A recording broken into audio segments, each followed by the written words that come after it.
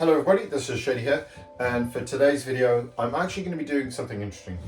It's kind of a buying guide for the Nintendo Switch, and yeah, I know this sounds ridiculous because we're like 7 years in and basically Switch 2 isn't all but confirmed for next year. Nintendo even like put out a statement saying it's coming out next year, guys, don't worry. But yeah, I still think the system is amazing and worth picking up. I really think this is one of the best systems ever made. Like, I really mean that as well. For me, this is like the best system ever made since the PlayStation 2. Like, in my opinion, it really is up there. It's like the third best-selling console of all time. I think over 130 million consoles sold. It has an amazing library of games. Some of the best games Nintendo have ever made. And yeah, I think it's just worth picking up pretty much. And really, all I want to do is kind of give a bit of a primer on the console, the different models and everything you kind of need to know. And then I'm going to give some recommendations of some games that I think you should pick up, pretty much, just how buying guides usually go. First things first, obviously, we need to talk about the different models because there's actually a little bit of variation in them. There's primarily there's 3 models, but there's kind of 4 in a way as well. So essentially, when the Switch came out, there was the first model. This was the original model, but there was a couple of kind of issues with it. Essentially, well, I'll show you the Switch right now. This is actually the OLED model, but obviously, yeah, the Joy-Cons on the side, they were kind of a bit flimsier, didn't quite fit in quite as well in the original model, and the battery life was kind of bad. And yeah, it was just kind of like, I think you'd be lucky to get like a couple of hours on something like Breath of the Wild or something on like battery. And then yeah, so they kind of released what is called the red box model, which is kind of the standard model out there now. And that one basically improved the battery life and improved those Joy-Con kind of connection points. And yeah, that's kind of the main model you find now. So yeah, if you're looking to pick up that one, you need to make sure you know if it's the red box or not. It'll probably be kind of hard to tell if you're buying a second-hand one, because obviously I know there's a lot of people out there who like to save a bit of money and get a second-hand one. But obviously, whoever you're buying it from should hopefully be able to tell you that. Yeah, you basically, all you need to know is, did it come in a red box? And if it did, then you know it's the newer model. And then, yeah, obviously, then they released what was the Switch Lite. This is basically just a version of the Switch that is undockable, because obviously, if I didn't explain already, the whole thing with the Switch is that you can put it in a dock and you can play it on your TV, and you can detach those controllers. And yeah, obviously, yeah, the Switch Lite was basically the cart Switch, as I like to call it, where yeah, it's just primarily just a handheld, a bit smaller, easier to take around. I think it looks freaking cool, by the way, the Switch Lite. I don't own one of those, but yeah, I would totally get one of them. I think basically with the Switch Lite, I think it was basically made just for Pokemon, pretty much, and like Animal Crossing. It's basically the one console Switch, pretty much, because obviously it came out like a little bit just before the first mainline Pokemon game came out to the Switch, which was, I think, Sword and Shield. Yeah, so yeah, that's pretty much for people, like, it's a bit cheaper. You get that one for like 200. Like, some places I've seen them for like I've seen them for 170 brand new in some places like Amazon and stuff, so you can get them quite cheap. And obviously, yeah, 270, 280 is like the standard red model. And obviously we have the third model, which is the OLED, which is this model here, which is just amazing. It's the premium model. Essentially, the standard models of the Switch, both the normal and the Lite, will have 16 gigabytes of internal memory and a standard 720p LCD screen with a bit of a bezel. And then the OLED model, I'm going to turn it on for a second now, has less of a bezel and this beautiful bright OLED screen, which is, yeah, just amazing. And has a proper, like, awesome kind of stand as well, which is cool. One of the best features.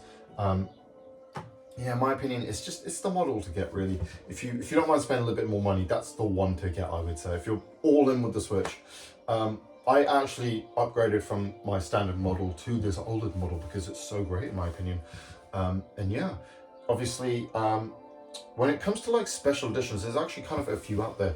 Nintendo have actually been kind of cool with this. Essentially, the most basic of basics. You're just going to get variations in the Joy-Cons.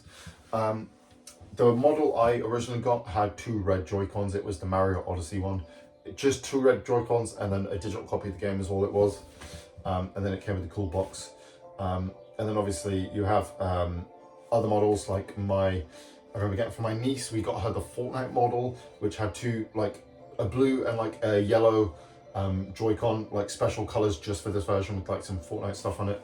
Some of them will have like special edition docks, and there's the Switch lights will have cool coloring and stuff. There's like the amazing Hyrule, I think it's just the Zelda gold anniversary version that's coming out soon, in line with the new Zelda game, whatever it's called, Tears of the Echoes of Time, the new Zelda game with Zelda. They're releasing a cool Switch Lite alongside it, which is awesome. And yeah, if you're into like different variation consoles, that's a cool one to get, or that's something to look into. But yeah, obviously you have kind of a few variations with the standard models. Obviously this one, you can either have these ones with the white Joy-Cons, and then there's the traditional black or grey, I guess. Both Joy-Cons grey. Then you have the blue and the red, which are kind of the 2 main Joy-Cons you usually get. But yeah, that's that. Obviously, yeah, then you got accessories. The accessory you need to get, in my opinion, is this the Pro Controller. If you're playing it like me, primarily as a handheld console, you need this controller. This controller is awesome, by the way. It's just, it's kind of, it's your 4 buttons and the proper D-pad, because that's the annoying thing about the Switch. It doesn't have a proper D-pad because you can use each Joy-Con separately as 2 separate controllers. But yeah, this is an amazing controller. I think it's one of the best Nintendo have ever made. It's just so freaking comfortable. It really feels like a proper evolution of like the Super Nintendo controller. I love the face buttons and everything. It's just so cool, and the D-pad is so great. An amazing controller. It's worth getting. And yeah, obviously the main part of the video now. Obviously that's basically everything you need to know. It's pretty straightforward when it comes to picking up the Switch.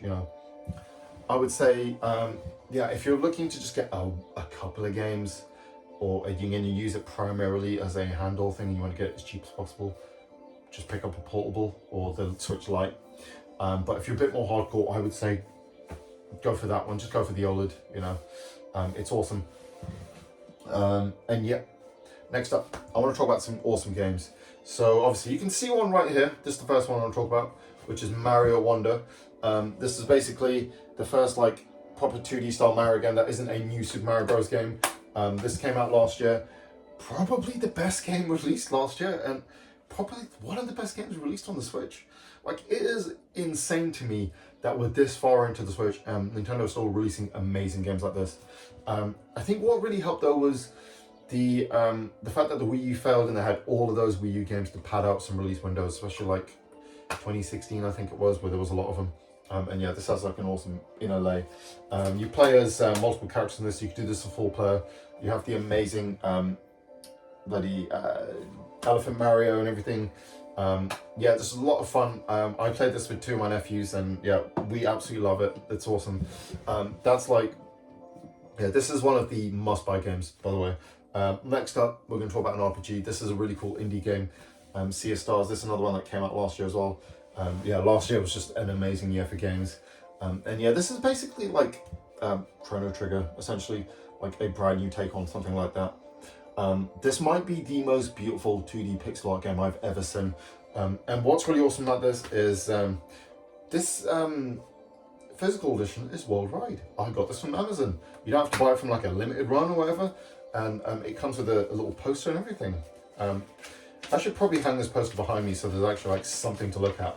But yeah, you got this cool poster, double-sided, so you got that view there, and you got like a variation in the color there. Really cool. I love it when they do stuff like that. I think Limited Run did a version, or strictly limited one of them, where they had like maybe a collector's edition or something. But yeah, this is just a fun little cool turn-based RPG. Yeah, just awesome. Pick it up. Next up, I want to talk about a shmup.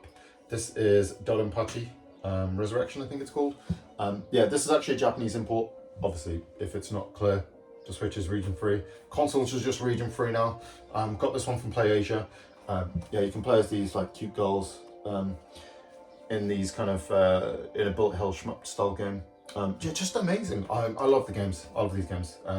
There's yeah, they've released Dodonpachi on multiple consoles over the years, and yeah, may as well just pick this one up. Like I said, you're gonna have to import it.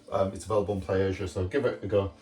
Next up, another game that was released last year, one of the best JRPGs on the platform. This is also multi-plat now. It's on Xbox and PlayStation as well. That's Octopath Traveler 2. Best way to describe this game, it's a 2D 16-bit JRPG, but kind of like an open world in a way. So you have 8 different characters. You start off as one in one point, and then you travel the world. You can recruit all the other 7 characters, and then you kind of each one has their own story which you go through, and then you have like a story that connects them all together, and like an ultimate bad guy you fight. Just a really awesome game. What I love about this is it feels like the world of Ruin from Final Fantasy VI, but turned into a complete game, essentially. Instead of just that second half of the game, it's like they took that concept and expanded on it. So yeah, obviously you do have Octopath 1 as well. Obviously both games, like I said, are available on PS4, 5, PC and Xbox. So and 1 and 2 are both on Game Pass as well if you're interested. But yeah, obviously yeah, I got the Switch version. Just a great game. Next up, this is another game released at like the tail end of last year, December time I think it was. Dragon Quest Monsters. This kind of took me by surprise. So I actually played these games are pretty much always on Nintendo handhelds. I played the first game on the Game Boy Color, I think it was. It's actually a Black Cart game, so it's available on both Game Boy and Game Boy Color. But yeah, there was also, I think, a sequel, and then there was some on the DS as well. I never played any of those ones. But this one's awesome. It's also like a sequel to Dragon Quest 4, and also I think plays alongside Dragon Quest 4 or something. I think it's 4. But yeah, we're playing as the Dark Prince, who's I think one of the characters in Dragon Quest 4. And basically his dad took his powers away from him, and he can't fight his dad, who's evil, obviously, because he's like a demon lord guy. So he has to recruit monsters to fight. And what's very interesting about Dragon Quest Monsters is, unlike Pokemon, you recruit monsters, but you create a party of 3, and they fight automatically. And you can set up like AI parameters and stuff. So you build a party, you can still do fusing and all that sort of stuff, similar to like Shin Megami Tensei as well. But then you have to fight in different tournaments, and they kind of battle on their own, and you kind of just take a back seat, and it's all about like building a party that's strong enough to fight on their own kind of thing. It's a really cool game. If you love Pokemon, Shin Megami Tensei, any Mon sort of genre type games, you're gonna love this. It's up there as one of the best. I haven't even completed this yet, but I've absolutely enjoyed my time with it. Originally, this game had some issues with like its frame rate and things like that, but there's been patches and it's improved now. So awesome game, like exclusive to the Switch as well. So yeah, pick it up. Next up, I want to just talk about one of my favorite JRPGs of all time, or one of my favorite RPGs, which is Final Fantasy 12. I love Final Fantasy 12, one of my favorite games, and it's in like my top 5 Final Fantasy games. Yeah, this was kind of basically more of a single player MMO, so something like a Xenoblade. So obviously at the time, I don't think people really understood that concept. So it wasn't, and it was kind of the first one to not be turn-based as well. So at the single player game, so it was kind of shunned off a little bit. But now people have kind of got to like it. Yeah, just having a version on the go is cool. So it was also on PS4 and Xbox One as well, if you want. I love this game, basically got it on everything. So but yeah, pick up this version, why not? Next up, we've got 3 games on top of that, which is the Bayonetta games. We've got the Bayonetta 1 and 2 double pack, and then we've got the Switch exclusive Bayonetta 3. Bayonetta 3 does have some serious issues with performance, but when you get used to it, it's fine. You get to play as multiple characters as well. Almost feels a bit Devil May Cry 5 in that way, like Devil May Cry 5 in that way. And then on top of that, we get to do this cool thing with Bayonetta where you can control these giant kaiju style monsters, because she turns her hair into like these creatures. You can actually control them during battle and stuff, similar to like V in Devil May Cry 5. But really cool. You can also get with this version, you get a digital copy or a code for Bayonetta 1. So you want to buy it brand new, but Bayonetta 1 does actually have a limited physical copy. I haven't seemed to find. I haven't been able to find one at the moment. I want to pick up the physical copy of Bayonetta 1. Obviously, Bayonetta 2 was on the Wii U. Bayonetta 1 is on PS3, 360, PS4, Xbox One, and PC. So you don't necessarily need to buy the Switch version of the first game, but obviously, yeah, 2 and 3 are Nintendo exclusive games because they have published them. Next up, this is obviously, you have to get this game. This is Zelda Tears of the Kingdom. Yeah, just one of the best games. Basically, just a Breath of the Wild is still great, but I feel like this game just kind of understood the concept more. You can kind of mess about and do more crafting and stuff. Like you can see on the back there, that thing there where Cloud kind of is able to make a car out of just random things. Yeah, there's a lot of like crafting and cool stuff you can just do in the game. It's amazing. And you don't just have the overworld, but you have like places up in the sky. You've got an underground area. Everything it's so cool. It's so insanely big. The fact that they were able to make a game that looks as good as this and runs this well on the Switch is insane. So I just can't wait to see what Nintendo do with the next Switch, really. Great game. It's a must-buy. Next up, we're going to talk about the two Metroid games. Probably two of the best games on this platform. Got Metroid Prime Remaster. Just amazing. Metroid Prime 1, but with like much better graphics and some quality of life changes and stuff. First-person style Metroid game, which is really cool. Metroid Prime 4 is coming out, I think, the start of next year, I think it was. More than likely going to be a cross-gen release or something. It looks amazing. But yeah, what's really funny as well is this was like £35, and it's had all these updates and stuff, but Luigi's Mansion 2 HD, which is just a 3DS game in like 1080p, is a 60 quid game. Makes no sense. I don't get it either. But yeah, this is just an amazing remaster. It's basically a friggin' remake. Other companies call them remakes when they just update the graphics, but they call this a remaster. But yeah, it's an amazing game, and obviously, yeah, Metroid Dread, just the best game on the Switch in my opinion. Like, this is the first game you should buy when you buy a Switch. Yeah, Metroid 5, basically, the sequel to Fusion. And yeah, we have these things, as you see behind her, Samus gets hunted by these things called the Emmys, which can be kind of frustrating, so there's these kind of stealth horror elements to it as well, which is cool. Metroid always had that kind of horror vibe anyway, so this one really goes into it a bit. Amazing game.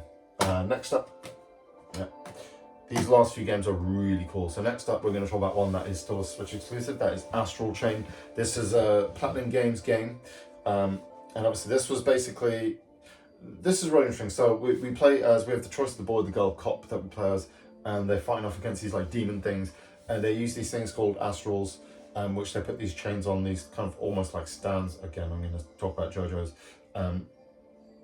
that you can use alongside you in battle.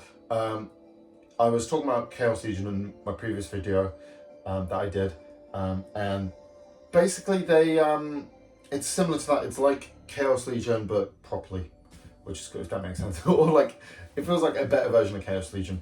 And what I really love about this game is the combat at first doesn't seem very complicated, but it slowly ramps up and lets you know how complicated it is. Like it's a very good way of doing it. Instead of just throwing everything at you and it being overwhelming, it slowly introduces different elements and everything. And it kind of feels like a combination or a culmination of their previous games, which is awesome. So yeah, just an amazing game. Next up, just another exclusive. Actually, no, I think this is kind of important now. This is Master Detective Archives Raincode. And this is basically a game by the same guy who did the, what are they called? Those visual novel games. Where you can see the art style and all that. Does it sound back here? I can't remember. It's those games where I want to call it, what am I going to call it? Donpachi. Danganronpa, whatever it's called. Yeah, those games. So it's the same guy who did that. And this is, yeah, another visual novel-y type game. And yeah, we're playing as this like detective guy who has to kind of solve these problems.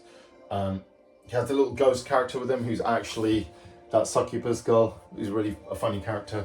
What's really cool is he wakes up in this train station, he's lost his memory, then he has to go on this train, you meet all these other characters who are the other master detectives, and then it kind of changes, or it subverts your expectations of what you think it is, because they're introducing them and you think, oh, these are all like kind of standard kind of anime style characters, this is the setup for the game, and then it changes things up completely. But it's a really cool game, one that you should definitely pick up.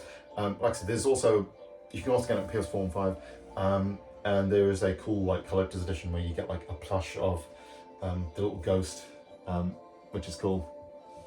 And yeah, definitely worth playing. There is another game by this guy that's coming to Switch next year. I can't remember what it is, but it's like you have to fight with these zombie monsters and you have like 100 days to do it or something. But that looks cool as well. And the last game I want to talk about is really interesting because this isn't an exclusive to the Switch, but it's a great game nonetheless, and that is Nier Automata End of Your Heart Edition. This is interesting because this is actually, this actually has like a dual case thing as well. So that's the standard cover, and yeah, that's just a cool cover where we have 2A or whatever her name is, or 1A or something. And yeah, basically, this is, this one has like, it's kind of the most feature complete version. It has all the DLC, everything on the disc, and it has a few extra costumes in this version in comparison to the other one. But yeah, this is just an amazing game done by the incredible Yoko Taro. Obviously did Drakengard, and obviously, the original Nier Automata. This is obviously a lot of people's favorite game of all time, and I think the game of his that they like the most. It is an amazing game. Co-done by Platinum Games as well, has an amazing battle system. Basically an action RPG. What's great about his games is you complete the first story, it's like, nothing's been answered, I have all these questions, and then you do separate campaigns with other characters, and the story kind of reveals itself, and it's just a cool way of doing it. So just a great game, and like I said, this is kind of like the best version basically. It only runs at 30 frames, but it is 1080p 30, which is cool. Not very many 1080p games on the Switch, and it does run well enough. If you'd rather have a 60 frames version, PS4, Xbox, PC, you got all that available anyway. But yeah, if you want a physical complete edition of the game, get this. What was awesome is I picked this up and I actually got a cool shirt with it. You've probably seen me wear it. It's the one with the like Emil face thing, like multiple of them. Just awesome. And I also got it because it came out like basically like a day before my birthday as well. So I was like, that's a sign that I have to buy it. And it is a bit of a cheaper release. I think it was 35 when it came out as well, so it was a bit cheaper. So, but yeah, definitely worth picking up. Yeah, I mean, there's just tons of great games on the Switch, and it's an amazing system.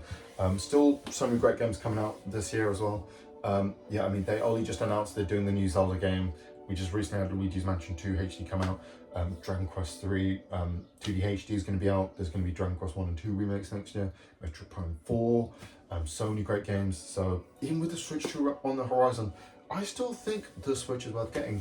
Because, there's this whole thing where, in my opinion, if you want to be a budget gamer, or if you want to get into a console, it's always great to get into it near the end or after its life cycle. Because that's when you have all those amazing games to get. You have a huge backlog of games to get, and the systems are usually cheaper.